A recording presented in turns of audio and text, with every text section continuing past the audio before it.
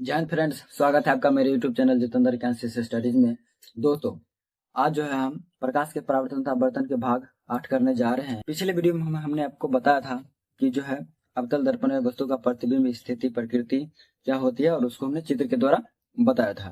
लेकिन इस वीडियो में हम आपको जो है उत्तल दर्पण के बारे में बताएंगे कि उसमें प्रतिबिंब कहाँ बनते हैं, और ये भी जानेंगे कि जो है हम अवतल दर्पण उत्तल दर्पण का उपयोग कहाँ करते हैं। ठीक है, कैसे किया जाता है।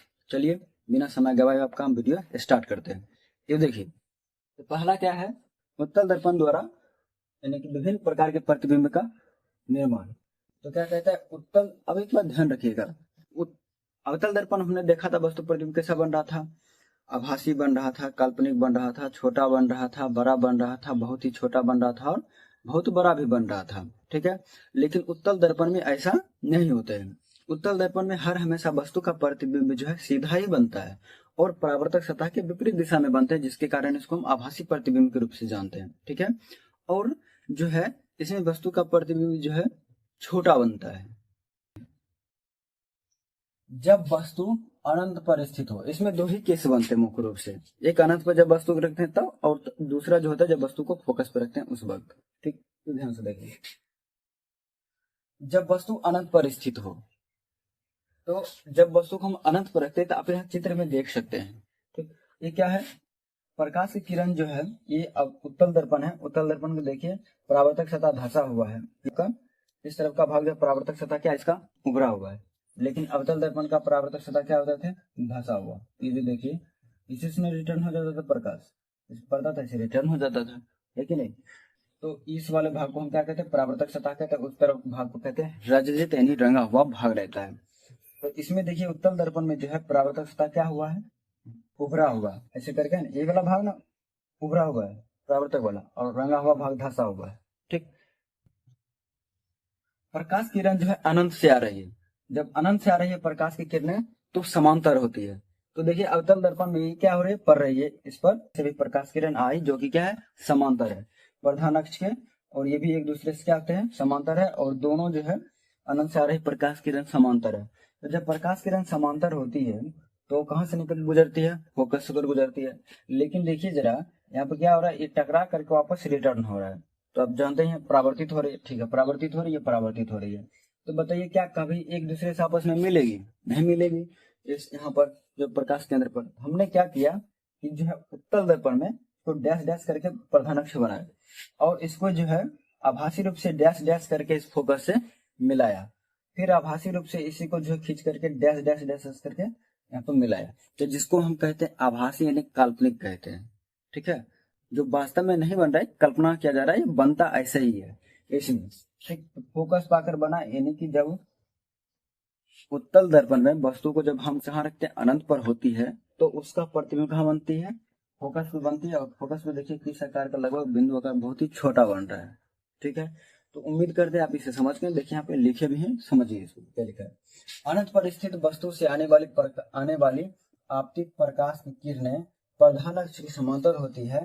परावर्तन के बाद सभी किरणें दर्पण के फोकस एफ से आती हुई प्रतीत होती है, ये प्रतीत होती है। ठीक, अतः वस्तु का प्रतिबिंब कैसा बनेगा, तो देखिए फोकस पर बनेंगे, ठीक है, उसके बाद जो है काल्पनिक होगा, सीधा होगा और वस्तु से छोटा होगा। तो चलिए हम दूसरा केस देखते हैं। ये अवतल दर्पण में बहुत सारे स्थिति होते थे वस्तु प्रतिबिंब बनने के लिए, लेकिन जो है उत्तल दर्पण में वस्तु का प्रतिबिंब बनने के लिए मात्र दो ही स्थिति है, जिसमें जो है पहला जो हम आपको बताया कि जब वस्तु का अनंत पर रखते तो उसका प्रतिबिंब कहाँ बना था, फोकस पे बना था, और दूसरा स्थिति अभी हम आपको बता रहे हैं जो कि जो है वस्तु को हम अनंत और ध्रुव के बीच रखेंगे तो वस्तु का प्रतिबिंब कहाँ बनेगा वही देखेंगे। ठीक है, तो चलिए देखिए हम चित्र के माध्यम से बताए हुए और समझाते हैं। देखिए तो यहाँ पर देखेंगे ध्यान से, ये क्या है, एक उत्तल दर्पण है जिसका परावर्तक सतह उभरा हुआ है और रजित क्या हुआ, भाग क्या हुआ है, धंसा हुआ है। इसमें ध्यान से देखना ये है कि ये भी एक क्या है, वस्तु है, ये भी एक वस्तु है, ये जो देख रहे हैं आप, ये भी एक वस्तु है जो है यहाँ पे ध्रुव पी हो गए, ध्रुव और अनंत, यह अनंत है, तो ध्रुव और अनंत के बीच हम वस्तु को रखे हुए हैं। ठीक, तो अनंत पे रखे, जब वस्तु का प्रकाश इस जो है समांतर होकर के, अब प्रधान अक्ष के समांतर होकर के जब उत्तल दर्पण से टकराती है तो वापस रिटर्न हो जाती है। तो ये जो है कहीं मिलने वाला नहीं है, प्रकाश किरण ऊपर जा रही है तो कहीं मिलना चाहिए, प्रधान अक्ष नहीं मिलेगा।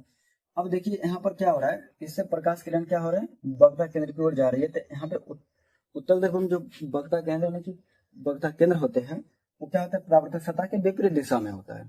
ठीक है, डैश डैश करके इसमें भी देख रहे हैं, इसमें इसका फोकस भी क्या होता है, आभासी होता है, और वक्ता केंद्र भी क्या होते हैं, आभासी होता है।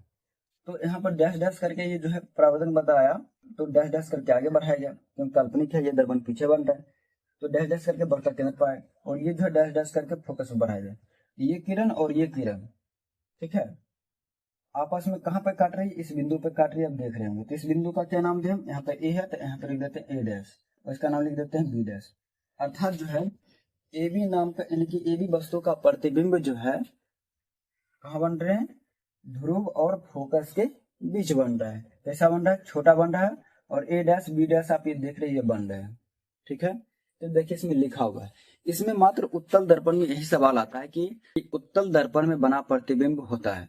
ठीक, तो उत्तल दर्पण वस्तु प्रतिबिंब जो होते हैं वो होते आभासी, सीधा और वस्तु से छोटा बनता है। हर हमेशा किसी भी स्थिति में रखेंगे तो वस्तु वैसे ही बनेगा, प्रतिबिंब उसका वस्तु का। ठीक है, अब देखिए में क्या लिखा हुआ है, जब वस्तु अनंत और ध्रुव के बीच स्थित हो तो उसका प्रतिबिंब जो बनते हैं। जब वस्तु ए बी दर्पण के प्रधान अक्ष पर अनंत और ध्रुव के बीच रखा जाता है तो प्रतिबिंब ए डैश बी डैश दर्पण के पीछे फोकस तथा ध्रुव के बीच काल्पनिक, सीधा तथा वस्तु से छोटा बनता है। समझ गए बात? चलिए चलिए इसे हम डायग्राम द्वारा एक झलक देख लेते हैं, समझिए क्या लिखा हुआ है। देखिए उत्तल दर्पण में बने प्रतिबिंब की स्थिति, प्रकृति और उसके आकार। ठीक, देखिए जब वस्तु को अनंत पर रखते हैं तो उसका प्रतिबिंब कहाँ बनता है, तो उसका जो है फोकस वो बन रहे हैं। ठीक, फोकस काल्पनिक और सीधा बन रहा है और वस्तु से बहुत ही छोटा बनता है। दूसरा देखिए, अनंत और ध्रुव के बीच जब वस्तु को रखते हैं तब देखिए क्या होता है, ध्रुव और फोकस के पीछे, ध्रुव और फोकस के बीच, पीछे नहीं होगा, बीच और दर्पण के पीछे बनता है। ठीक, उसके बाद काल्पनिक और सीधा बन रहा है इसका प्रतिबिंब, और इसका जो है प्रतिबिंब का आकार कैसा बन रहा है, वस्तु से छोटा बन रहा है। तो चलिए हम देखते हैं अब अवतल दर्पण का उपयोग और उत्तल दर्पण का उपयोग। वेरी वेरी इंपॉर्टेंट है, और ये बहुत ही इंपॉर्टेंट सवाल है। ऐसे सवाल आते हैं कि इसका उपयोग कहाँ किया जाता है, ऑब्जेक्टिव में भी पूछे जाते हैं और सब्जेक्टिव में भी पूछे जाते हैं, 2 नंबर में। ठीक है, और ऑब्जेक्टिव में 1 नंबर में आता है, बहुत सारे सवाल आते हैं। तो चलिए हम देखते हैं, हर एक एग्जाम में लगभग पूछा ही जाता है इसमें, मतलब हर एक बार बोर्ड के एग्जाम, इसमें हम झुर्रियाँ लगा देते हैं। Very very important. तो पहला जो है अवतल दर्पण का उपयोग किया जाता है वो होते हैं हजामती दर्पण के रूप में। ठीक है, शेविंग होता है ना, जो बाल बनाया जाता है, दाढ़ी बाल वगैरह बनाते हैं, तो उसके सामने में देखते होंगे आप लोग दर्पण लगा होता है। तो उस दर्पण में वो दर्पण होता है, अवतल दर्पण होते हैं। और अवतल दर्पण जैसा कि हम जानते हैं कि वस्तु प्रतिबिंब कैसा बनता है, बड़ा बनता है। तो दाढ़ी जो छोटा छोटा होता है वो उसमें बड़ा बड़ा दिखाई देता है, ताकि वो जो है हजामत उसको अच्छा से क्या कर पाता है, शेविंग कर पाता है, हजामती कर पाता है। हजामती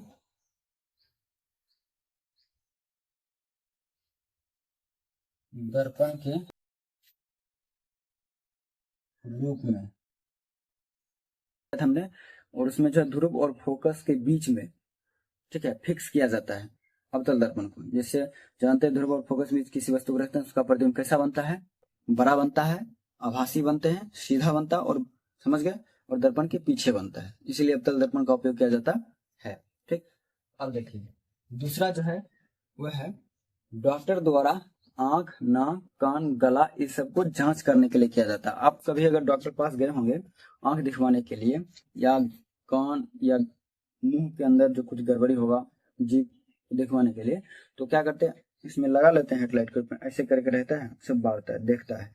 या फिर कुछ इतना लंबा कान में यदि दिक्कत होगा, प्रॉब्लम, तो कान में जो है इतना बड़ा रखता होगा लठ जैसा स्टील का, इसमें ऐसे करके देखता है। तो क्या करता है वो, उसमें लेंस लगा रहता है, मतलब सॉरी दर्पण लगे रहते हैं।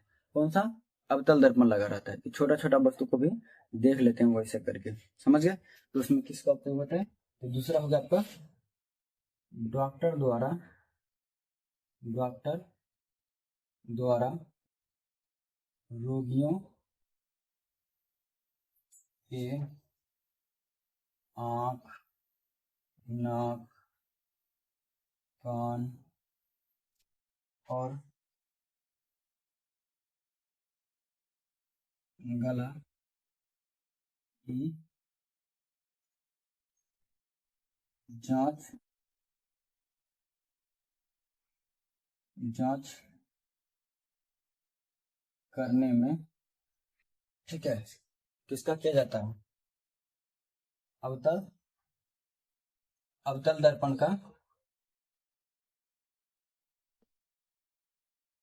उपयोग किया जाता है, उपयोग किया जाता है। ठीक, उसके बाद देखिए तीसरा देखते हैं। तीसरा क्या है? अवतल दर्पण जो उपयोग किए जाते हैं वो होते हैं आपका सर्च लाइट में, सर्च लाइट। उसके बाद होते हैं गाड़ियों के अग्रदीप, गाड़ियों के अग्रदीप, अग्र आगे वाला जो हिस्सा होता है ना जो बल्ब जलता है उसे कहते हैं अग्रदीप। जो लाइट जलता है गाड़ी में, चाहे मोटरसाइकिल हो या कार हो, जो भी होता है, ट्रेन वगैरह जो भी होता है, उसमें जो बल्ब लगा रहता है आगे की ओर, ठीक, उसको कहते हैं अग्रदीप। अग्रदीप अग्रदीप हो जाता है। टॉर्च जो होते हैं हम लोग जलाते हैं, ठीक है, चाहे बड़का टॉर्च हो, छोटा टॉर्च हो, या फिर आप देखते हैं एलईडी बल्ब में जो और रिफ्लेक्टेड होता है वो भी हो जाता है आपका टॉर्च। एलईडी बल्ब मतलब वो नहीं डीजे वगैरह पे धमाका होता है वही वाला, ठीक है, उसमें टॉर्च हो गया। इसके अलावा जो होता है आपका टेबल लैंप, टेबल लैंप के परावर्तक सतह के रूप में किया जाता है, परावर्तक सतह के रूप में किया जाता है। अब देखेंगे टॉर्च वगैरह में जब अवतल दर्पण ऐसे टॉर्च जब जलाते हैं तो प्रकाश किरण एकदम सीधे जाती है, ठीक है, तो सीधे इसलिए जाते हैं क्योंकि उसमें जो है अवतल दर्पण को फोकस पे रखा जाता है, ठीक है, वस्तु को इस तरह से डिजाइन किया जाता है उसको, ताकि उसका प्रतिबिंब जो है तो समांतर प्राप्त होते हैं, समझ गए, अनंत से समांतर गुजरता है, अनंत बनता है। अब चौथा देखिए इसमें होता है बड़े बड़े अवतल दर्पण का उपयोग जो होता है सोलर कुकर में किया जाता है। अब ये सोलर कुकर क्या होता है? सोलर कुकर कुछ इस प्रकार से डिजाइन में होते हैं, ठीक है, इस तरह से होता है। इस पर जो है इसके ऊपर में अवतल दर्पण लगा दिए जाते हैं। कौन सा अवतल दर्पण होता है? अवतल दर्पण लगा दिए जाते हैं और यहाँ पे खाना बक्सा टाइप की रहता है, इसके ऊपर में क्या रहता है? अवतल दर्पण रहता है और सूर्य यहाँ पे मान लीजिए सूर्य, और सूर्य प्रकाश क्या आता है इस पे आते हैं। तो आप जैसा कि जानते हैं जब अनंत से आती प्रकाश किरणें जब प्रकाश नीचे अवतल दर्पण पड़ती है तो उसका प्रतिबिंब होता है फोकस पर। तो ये जो प्रकाश किरण पूरा जो आता है, और एक बात और है कि अवतल दर्पण जो है अभिसारी दर्पण होते हैं। अभिसारी क्या? जो प्रकाश किरण को एक जगह केंद्रित कर ले, एक जगह इकट्ठा कर ले, ठीक है, तो वो क्या करते हैं, ये जो है प्रकाश के सभी किरणों को एक बिंदु पर इकट्ठा कर लेता है। तो इकट्ठा करने के बाद इसको जो है भेजता है यहाँ पे, यहाँ जो खाना होता है जल्दी पक जाते हैं, ताप बढ़ जाता है, तापमान बढ़ जाते हैं, समझ गए। तो उत्तर सवाल में इस सोलर कुकर में खाना बनाने के लिए किस दर्पण का उपयोग किया जाता है? तो अवतल दर्पण का उपयोग किया जाता है, ठीक है। तो हम लिखते हैं चौथा बड़े बड़े अवतल दर्पण का उपयोग, अवतल दर्पण का उपयोग सोलर कुकर में किया जाता है। हम उम्मीद करते हैं कि समझ गए होंगे। चलिए अब देखते हैं उत्तल दर्पण का उपयोग। उत्तल दर्पण का उपयोग, यूज ऑफ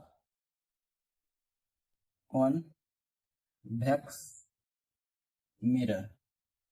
देखिए इसमें इसका इस्तेमाल किया जाता है मुख्य रूप से, पहला देखिए आप देखते होंगे मोहल्ले सड़क में भी देखते होंगे, शहर में भी सड़क पर जो स्ट्रीट लाइट लगा होता है उसके जो परावर्तक सतह, उसका जो बल्ब होता है उसमें परावर्तक सतह के रूप में इसका इस्तेमाल किया जाता है, ठीक है।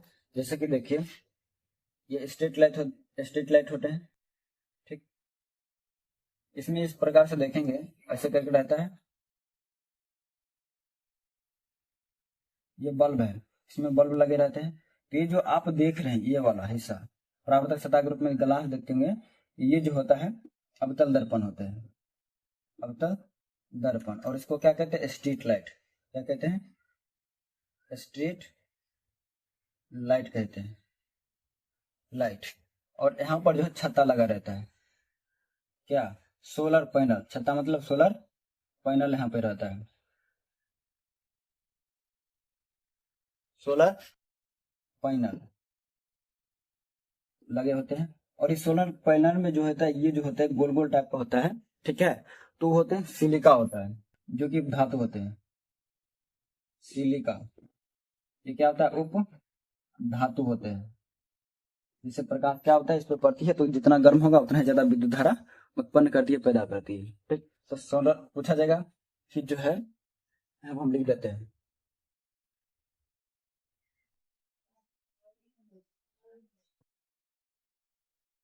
तल दर्पण का उपयोग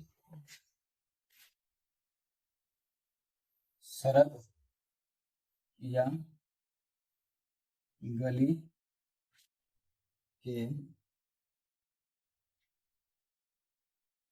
स्ट्रीट लाइट में परावर्तक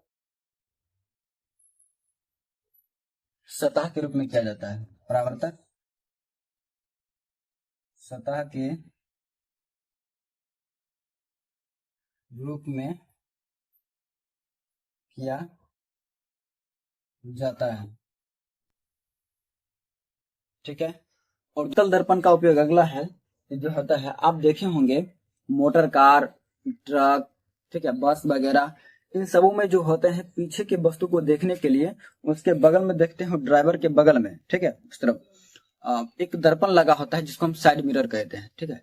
तो उस साइड मिरर में जो है उत्तल दर्पण का उपयोग किया जाता है। क्यों किया जाता है? क्योंकि जो है उस देखेंगे या आप मोटरसाइकिल में भी देखेंगे तो उसके दर्पण में जो पीछे जो वस्तु होता है बहुत ही छोटा दिखाई देता है, रहता है बड़ा बड़ा, लेकिन उसमें प्रतिबिंब छोटा छोटा दिखाई देता है और सीधा बनता है, ठीक। इसलिए उसका जो है उसमें जो है उत्तल दर्पण का उपयोग होता है। तो लिखेंगे दूसरा जो है motor car, motor car, truck, बस, मोटरसाइकिल,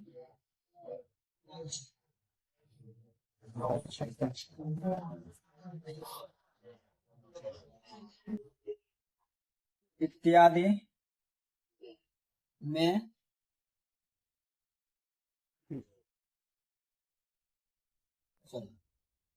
इत्यादि के साइड मिरर, साइड मिरर, और जो इसको हिंदी में लिखते हैं पृष्ठदर्शी, पृष्ठदर्शी दर्पण,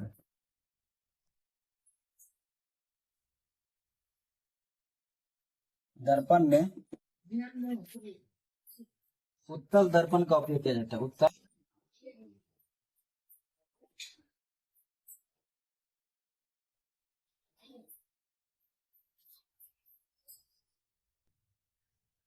ये जो काफी भिभिया है, इंपॉर्टेंट है, वेरी वेरी इंपॉर्टेंट है, ठीक है, ध्यान रखिएगा।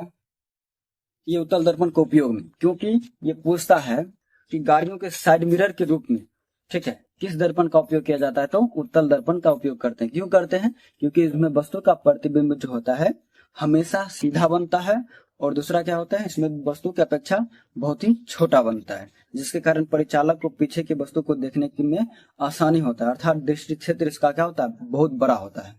तो हम लिख देते हैं कारण क्या है, क्या कारण है कि इसका इस्तेमाल किया जाता है। पहला कि वस्तु का प्रतिबिंब, प्रतिबिंब हमेशा जो है सीधा बनता है। और दूसरा क्या रीजन है, कारण है, तो दूसरा ये है इसमें वस्तु का प्रतिबिंब वस्तु की अपेक्षा क्या होता है, छोटा होता है। प्रतिबिंब वस्तु की अपेक्षा या वस्तु की तुलना में, वस्तु की तुलना में छोटा होता है, यानी कि दृष्टि क्षेत्र इसका क्या होता है, विस्तार होता है। दृष्टि मतलब देखने की दृष्टि, बहुत ज्यादा क्षेत्र को ये कवर कर सकता है। दृष्टि क्षेत्र विस्तृत होता है, मतलब बड़ा होता है।